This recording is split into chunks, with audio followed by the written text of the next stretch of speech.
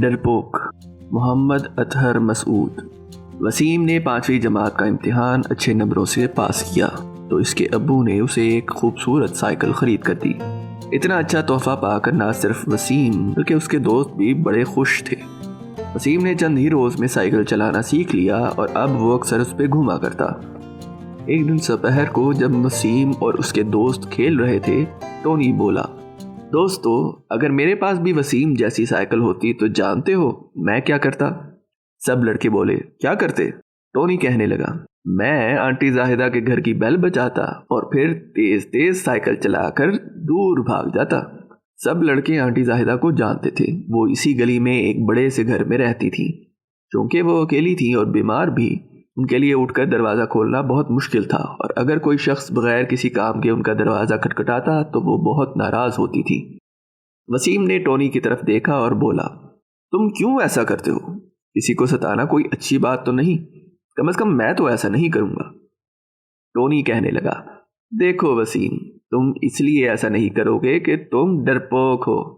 وسیم بولا، نہیں، میں ڈرپوک نہیں ہوں، میں کسی سے نہیں ڈرتا۔ اب ٹونی نے چیلنج دینے والے انداز میں کہا، اگر تم کسی سے نہیں ڈرتے تو پھر میں نے جو کہا ہے وہ کر کے دکھاؤ۔ وسیم نے اپنے دوستوں کے سامنے شرمندگی سے بچنے کے لیے سائیکل اٹھائی اور آنٹی زاہدہ کے گھر کی بیل بجا کر بھاگ گیا۔ تھوڑی دیر میں لڑکوں نے دیکھا کہ آنٹی زاہدہ بڑی مشکل سے دروازہ کھولنے آئیں، مگر وہاں کوئی بھی نہ تھا۔ وہ بہت برہم ہوئیں اور جب واپس مڑنے لگیں تو تھکان کی وجہ سے ان کے لیے چلنا دو بھر ہو گیا۔ ناچار کچھ دیر وہ وہیں بیٹھی رہیں۔ دوسری جانب وسیم نے بھی، جو تیز تیز سائیکل چلا کر گلی کے دوسرے کونے تک پہنچ چکا تھا، یہ سب کچھ دیکھا۔ ایک لمحے کے لیے اسے خیال آیا کہ اس نے اچھا نہیں کیا۔ اس نے اپنے دل میں عہد کر لیا کہ پھر کبھی ایسا کام نہیں کرے گا۔ تھوڑی دیر کے بعد سب لڑکے دوبارہ گلی میں جمع ہوئے۔ وسیم بھی آ گیا۔ ٹونی اسے دیکھتے ہی چلایا، واہ بھائی وسیم، تم نے تو کمال ہی کر دیا، واقعی تم بہت بہادر ہو۔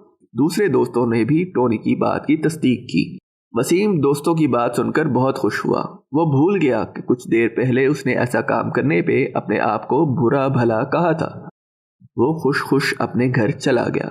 چند دن بعد سب لڑکے پھر اسی گلی میں کھیل رہے تھے کہ ٹونی بولا، وسیم بھائی، تم رات کے وقت سائیکل کی بتی جلائے بغیر تاریک گلی میں سے گزر سکتے ہو؟ وسیم نے جواب دیا، ہاں، مگر میں ایسا نہیں کروں گا کیونکہ یہ اچھا کام نہیں ہے، اس سے کوئی حادثہ ہو سکتا ہے۔ ٹونی بولا، دیکھو وسیم، تم صرف اس لیے ایسا نہیں کرو گے کہ تم ڈرتے ہو۔ وسیم کہنے لگا، نہیں، میں کسی سے نہیں ڈرتا۔ ٹونی نے ایک بار پھر وسیم کو چیلنج کیا، اگر واقعی نہیں ڈرتے تو جیسا میں نے کہا ہے کر کے دکھاؤ۔ اس بار بھی وہی ہوا۔ وسیم نے صرف اپنے دوستوں کے سامنے شرمندگی سے بچنے کے لیے ویسا ہی کیا جیسا ٹونی نے کہا تھا۔ ایک دن تو کمال ہی ہو گیا۔ ٹونی وسیم سے کہنے لگا کہ کسی گاڑی کو پیچھے سے پکڑ کر ہینڈل تھامے بغیر سائیکل چلا کر دکھاؤ۔ اس مرتبہ بھی وسیم شرمندگی سے بچنے کی خاطر ایسا کر گزرا۔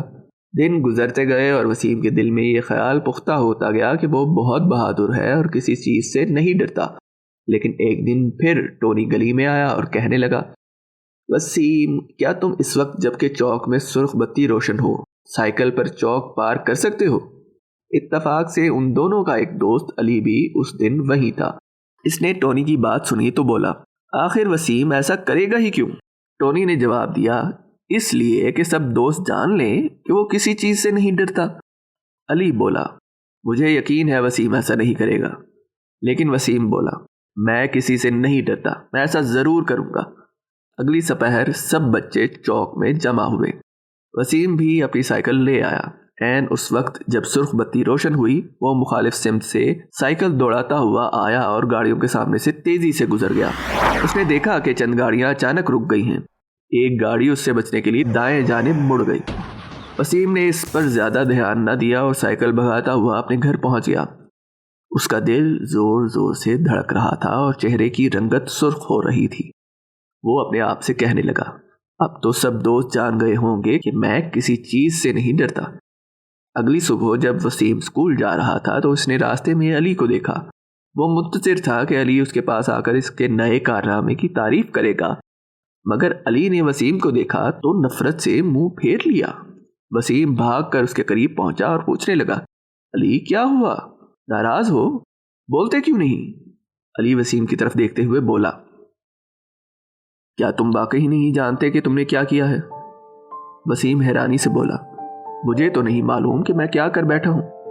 علی کہنے لگا، شاید تم نے غور نہیں کیا، کل جب تم چوک سے گزرے تھے تو گاڑیوں کے ٹکرانے کی آواز سنی تھی؟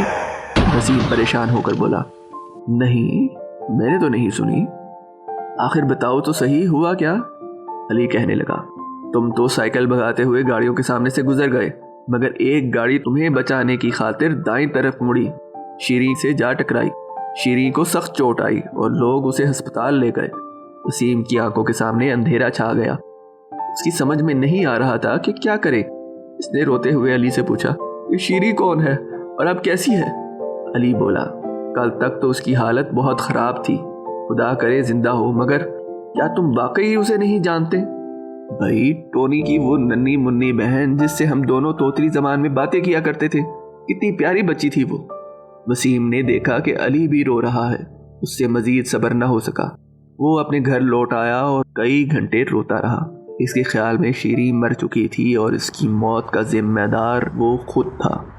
اس شام وسیم کی امی شیریں کو دیکھنے ہسپتال جانے لگیں تو وسیم بھی ان کے ساتھ ہو لیا۔ وہاں پہنچے تو وسیم شیریں کو زندہ دیکھ کر نہ صرف حیران ہوا بلکہ بے انتہا خوش بھی ہوا۔ اس کی صرف ٹانگوں پہ چوٹ آئی تھی۔